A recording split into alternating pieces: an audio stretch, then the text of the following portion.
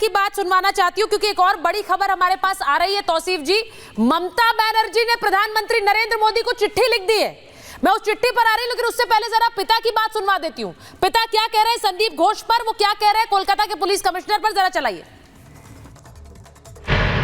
Principal तो हम तो क्या बोला, हम उसको जरूरत पड़ा उन्होंने बोलता है उसको हम लोग हमारा ऑफिस में बुलाओ, हम नहीं जा सकते।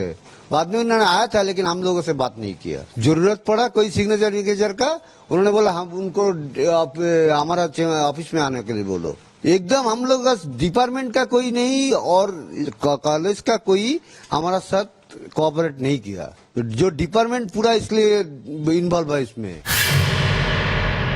सीपी थोड़ा हमको क्या बोले मलहम लगाना जो है ना वैसे ही कर रहा था। उन्होंने भी आश्वासन देके चला गया, लेकिन हम लोग का देखा जो आश्वासन उन्होंने दे रहा है वो हम लोग ठीक नहीं लगा, इसलिए सीबीआई के पास गया।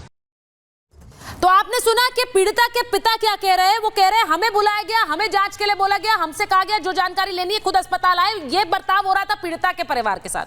अब मैं एक बार जरा बड़ी खबर बता दूं कि किस तरह से ममता बनर्जी ने चिट्ठी लिख दी है देश के प्रधानमंत्री को। नरेंद्र मोदी को चिट्ठी लिखी है, बड़ी खबर हम बता रहे हैं, और उसमें लिखा है कि I wish to bring to your kind attention the regular and increasing occurrences of rape cases throughout the country.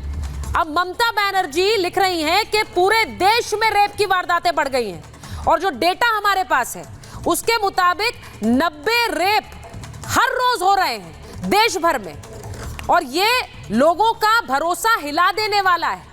ये वो लिख रही है, this shakes the confidence and conscious of the society. Such serious and sensitive issues need to be addressed in a comprehensive manner। यानी कि इस पूरे मामले पर अब हमें एक कदम उठाना होगा। ममता बनर्जी, जिनको आज जिनकी सरकार और पुलिस को सुप्रीम कोर्ट ने फटकार लगाई है, वो अब नरेंद्र मोदी को चिट्ठी लिख रही है, प्रधानमंत्री को, और कह रही है कि देश में तो रोज 90 रेप हो रहे हैं, हम क्या कर रहे हैं इसको लेकर। अब अपने प्रदेश में जो फटकार मिल रही है, क्या उसे एक तरफ करते हुए फास्ट ट्रैक कोर्ट में मामले की सुनवाई की मांग भी वो कर रही है। ये सब बहुत अच्छा है तौसीफ जी। ममता बनर्जी जो कह रही है ये बहुत अच्छा है, वो बोल रही है कॉम्प्रिहेंसिव नीति बने, लेकिन ये वो तब बोल रही है जब वो खुद कटघरे में खड़ी हो गई, जब उनकी सरकार से और उनकी पुलिस से सवाल पूछे जा रहे हैं।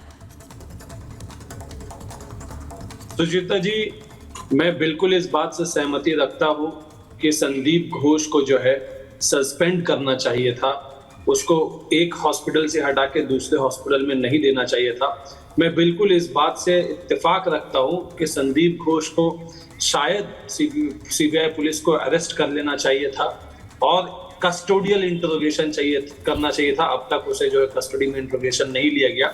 लेकिन इन सारी बातों के पीछे राजनीतिक करने वाले लोग जब अफवाहें फैलाते हैं, झूठ बात कहते हैं, आज सुप्रीम कोर्ट ने भी उस बात को पॉइंट आउट किया। अभी शाजिया आलमी जी कह रही थी फ्रैक्चर्स थे। देखिए 150 ग्राम सीमेंट मिले हैं, इस तरह के अफवाहें सोशल मीडिया में पिछले 9 दिन से चल रहे हैं। और आज सुप्रीम कोर्ट ने ये कहा काउंसिल को, वो काउंसिल जो ये जैसे ही उन्होंने 150 ग्राम सीमेंट का बात किया तो सुप्रीम कोर्ट ने कहा कि सोशल मीडिया के न्यूज पे आप मत जाइए, पोस्टमार्टम रिपोर्ट हमारे सामने है, सुप्रीम कोर्ट ने कहा।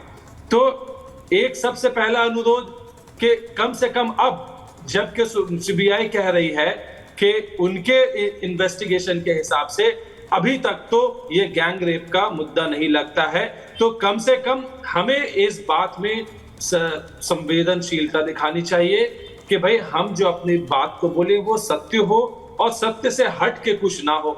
मैं बिल्कुल इस बात से अग्री करता हूं कि बहुत सारे सवाल हैं जिसका जवाब हॉस्पिटल अथॉरिटीज को देना चाहिए। उन्होंने कंप्लेंट क्यों नहीं लॉन्च किया पुलिस के साथ में? जब पुलिस को साथ में भी जवाबदेही बनती है, उसे भी सुप्रीम कोर्ट ने बुलाया है, वो जाकर के सुप्रीम कोर्ट में जवाब देंगे। लेकिन ये मुद्दा राजनीति का नहीं है। आज जो पीड़ित की जो पेरेंट्स हैं, माता पिता है, वो केवल एक ही चीज चाहती है, जस्टिस हो, इंसाफ हो। और इंसाफ क्या है? इंसाफ ये है कि जो रेपिस्ट है, जो मर्डरर है, उसे जल्द से जल्द फांसी में चढ़ाया जाए। ममता बनर्जी ने पहले दिन कह दिया था, कोलकाता पुलिस के इंस्ट्रक्शन था कि तौसीफ जी, ये बड़ा अच्छा लगता है कि जब हम कटघरे में खड़े हो जाए तो हम बताने लगे कि देखिए हर किसी के घर में यही समस्या है।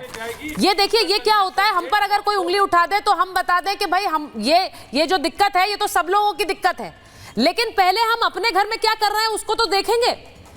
ममता बनर्जी ने पश्चिम बंगाल के मामले में क्या किया है इस पीड़िता के, और ये आज कोर्ट ने पूछा, ये हम नहीं कह रहे हैं, ये कोर्ट ने पूछा कि प्रिंसिपल को आपने उसके खिलाफ क्या कार्रवाई की थी, अगली सुनवाई में बताइएगा। तब आज जाकर प्रिंसिपल को हटाया है और नए प्रिंसिपल वहां के लिए नियुक्त किए गए। ये सब कार्रवाई अभी तक आप इंतजार कर रहे थे कि कोर्ट आपको कहेगा तब आप करेंगे, और अब आप चिट्ठी लिख रहे हैं ये बताने के लिए कि देखिए भाई 90 रेप तो हर रोज देश में हो रहे हैं। ये समस्या है, लेकिन फिर इसके लिए ममता बनर्जी ने इस रेप का इंतजार क्यों किया? इस घटना पे सवाल उन पर उठ रहा है तो वो चिट्ठी लिख रही हैं अब। सुचेता जी, जब सुप्रीम कोर्ट में हियरिंग हुई तो सुप्रीम कोर्ट ने केवल कोलकाता रेप केस को नहीं बल्कि और भी रेप केस को भी डिस्कस किया था इसके पहले भी हियरिंग में। सवाल यहाँ पे दो है, एक कि हम क्या कानून ला सकते हैं, क्या इंस्टीट्यूशनल हॉस्पिटल में चेंजेस ला सकते हैं। तौसीफ जी ये गलत है, ये गलत जानकारी, तौसीफ जी गलत जानकारी मत दीजिए। सुप्रीम कोर्ट ने इससे पिछली हियरिंग में कौन से और रेप केसेस का जिक्र किया? तौसीफ जी कवर ये गलत जानकारी मत दीजिए। It was specifically on Bengal rape and murder, Kolkata rape and murder पर ही बात की थी, किसी और केस पर नहीं बात की थी। आप कवर अप ना कीजिए, स्टॉप कवरिंग अप। नहीं तौसीफ बहुत हो गया कवर अप, बहुत कवर अप अभी भी कर रहे हैं आप बताइए किसी और प्रदेश में ऐसा हुआ है कि बाकायदा मुख्यमंत्री जो स्वास्थ्य मंत्री हैं उन्होंने इस तरह के लोगों को नियुक्त किया है जो बाकायदा जिनको एक्सेस है अंदर तक जाने की, जिनके बारे में पता चल रहा है कि वो साइकोपैथिक मर्डरर्स हैं, रेपिस्ट हैं? ममता बनर्जी ने एक ऐसा प्रिंसिपल है जिसके खिलाफ इस तरह के चार्जेस लगे हैं?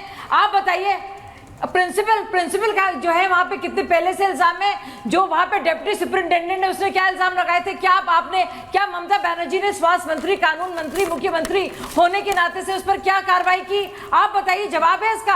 आप बताइए क्यों लेट इतना फॉरेंसिक टीम पहुंची, क्यों लेट इतना एफआईआर हुई, क्यों एफआईआर में डिटेल्स नहीं थे, क्यों नहीं आपने पहले फॉरेंसिक इन्वेस्टिगेशन किया? आपके पास जवाब है आपके पास। और एक और सवाल, आप जो कह रहे थे ना आपने, मैं बता 2 मिनट दीजिए मुझे, 10 सेकंड। आपको बड़ी बुरा लगा ना, आपको बहुत बुरा लग रहा है आपको ना कि गलत खबर है, मुझे भी बुरा लग रहा है।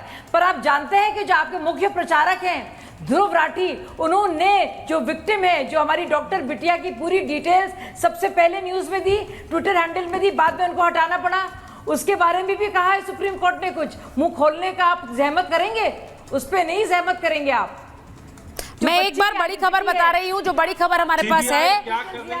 एक तौसीफ जी मैं चाह रही हूं कि आज इस मामले पर जब हम बात कर रहे हैं तो हम कोलकाता की बात नहीं कर रहे हैं सिर्फ, ये आप बात सही कर रहे हैं। जहां जहां इस तरह की दरिंदगी है उस पर बात होगी, लेकिन हैरानी ये होती है कि ममता बनर्जी इस मामले की गंभीरता को तब समझ रही है जब इस तरह की घटना कोलकाता में घट जाती है और देश भर में रोष हो रहा है, देश भर में।